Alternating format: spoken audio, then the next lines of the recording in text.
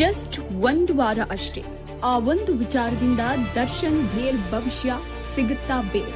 ನಟ ದರ್ಶನ್ ಜಾಮೀನು ಅರ್ಜಿ ವಿಚಾರಣೆ ಮೇ 4ರಂದು ಸುಪ್ರೀಂ ಕೋರ್ಟ್ನಲ್ಲಿ ನಡೆಯಿತು. ದರ್ಶನ್ ಪರ ಹಿರಿಯ ವಕೀಲರು ಸಾಕ್ಷಿಗಳ ವಿಚಾರಣೆ ತಡ ಆಗ್ತಾ ಇದೆ, ಜೈಲಲ್ಲಿ ಸೌಲಭ್ಯ ಸಿಗ್ತಾ ಇಲ್ಲ, ಹೀಗಾಗಿ ಜಾಮೀನು ಕೊಡಿ ಅಂತ ವಾದ ಮಾಡಿದ್ರು. ಸುಪ್ರೀಂ ಕೋರ್ಟ್ ರಾಜ್ಯ ಸರ್ಕಾರ ಹಾಗೂ ಸೆಷನ್ಸ್ ಕೋರ್ಟ್ಗೆ ನೋಟಿಸ್ ಮಾಡಿದ್ದು 1 ವಾರ ಗಡುವು ಕೊಟ್ಟಿದೆ. ದರ್ಶನ್ 1 ವರ್ಷ ಜೈಲಿನಲ್ಲಿದ್ದಾರೆ. 5 ಸ್ಟಾರ್ ಟ್ರೀಟ್ಮೆಂಟ್ ಕೊಡಬೇಡಿ ಅಂತ ಸುಪ್ರೀಂ ಕೋರ್ಟ್ ಹೇಳಿತ್ತು. ಆದ್ರೆ ಜೈಲು ಅಧಿಕಾರಿಗಳು ಮೂಲಭೂತ ಸವಲತ್ತನ್ನು ಕೂಡ ನೀಡ್ತಾ ಇಲ್ಲ ಅಂತ ವಾದ ಮಾಡಿದ್ರು. ಹೀಗಾಗಿ ಜಾಮೀನು ಕೊಡಿ ಅಂತ ಮನವಿ ಮಾಡಿದ್ರು. ಈ ವೇಳೆ ಸುಪ್ರೀಂ ಕೋರ್ಟ್ ದರ್ಶನ್ ಕೇಸ್ ಪ್ರಗತಿ ಬಗ್ಗೆ ಕೇಳಿತು. ಇಲ್ಲಿವರೆಗೂ ಎಷ್ಟು ಸಾಕ್ಷಿಗಳ ವಿಚಾರಣೆ ಆಗಿದೆ, ಎಷ್ಟು ಸಾಕ್ಷಿಗಳ ವಿಚಾರಣೆ ಬಾಕಿ ಇದೆ, ಸಾಕ್ಷ್ಯ ವಿಚಾರಣೆ ಮುಗಿಯೋಕೆ ಎಷ್ಟು ಸಮಯ ಬೇಕು ವರದಿ ಕೇಳಿದೆ.